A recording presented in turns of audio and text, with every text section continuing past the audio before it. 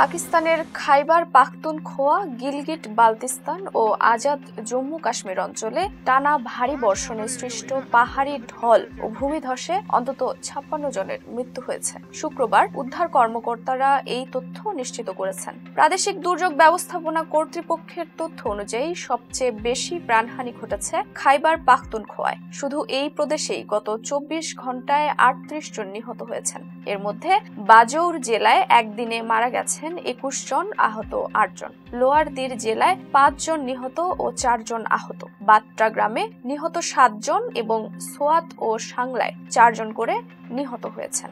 গিলগিট বালতিস্তানে ভূমিধস ও পাহাড়ি ঢলে অন্তত 10 জনের মৃত্যু হয়েছে। সরকারি মুখপাত্র ফাইজুল্লাহ ফারাক জানান, গাইজারের খালতি উপত্যকায় 3 জন নিহত হয়েছেন, যাদের একজন নারী।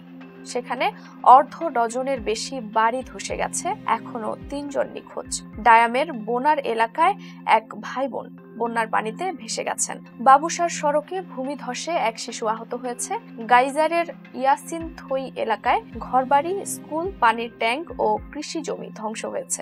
বালতিস্তান ও সাতপাড়া সড়কে যোগাযোগ বন্ধ রয়েছে। কোহিস্তানে করাকোরাম হাইওয়ের একটি সেতু ভেঙে যাওয়ায় জিবির সঙ্গে সড়ক যোগাযোগ বিচ্ছিন্ন হয়ে পড়েছে। জিবির বিভিন্ন অঞ্চলে জরুরি অবস্থা জারি করা হয়েছে। আজাদ কাশ্মীরে পাহাড়ি ঢল ও ভূমিধসে অন্তত 8 জনের মৃত্যু ও 2 জন আহত হয়েছেন। মুজাফফরাবাদের নাসিরাবাদ তহসিলে মেঘ বিস্ফোরণে একই পরিবারের 6 জন নিহত হন। বাগ জেলায় ভারী বর্ষণে নদীর পানি উপচে পড়া সামাহনের ভীমবার নালায় পর্যটকবাহী একটি গাড়ি ভেসে গেলেও সবাইকে উদ্ধার করা হয়েছে। মুজাফফরাবাদ ও আশেপাশে 30টির বেশি ঘরবাড়ি ও দোকান ধ্বংস হয়েছে।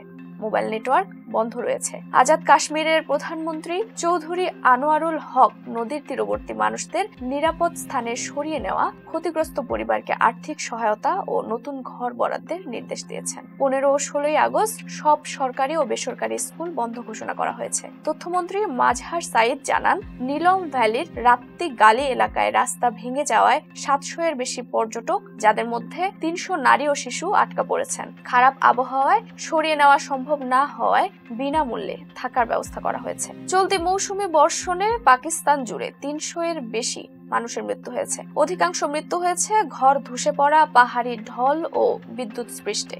শুধু জুলাই মাসে পাঞ্জাবে গত বছরের তুলনায় 73% বেশি বৃষ্টিপাত হয়েছে এবং মৃত্যু হয়েছে আগের পুরো মৌসুমের তুলনায় বেশি মানুষের। বিশেষজ্ঞরা বলছেন, জলবায়ু পরিবর্তনের কারণে চরম আবহাওয়া ও প্রাকৃতিক দুর্যোগের ঝুঁকি বিশ্বব্যাপী বাড়ছে।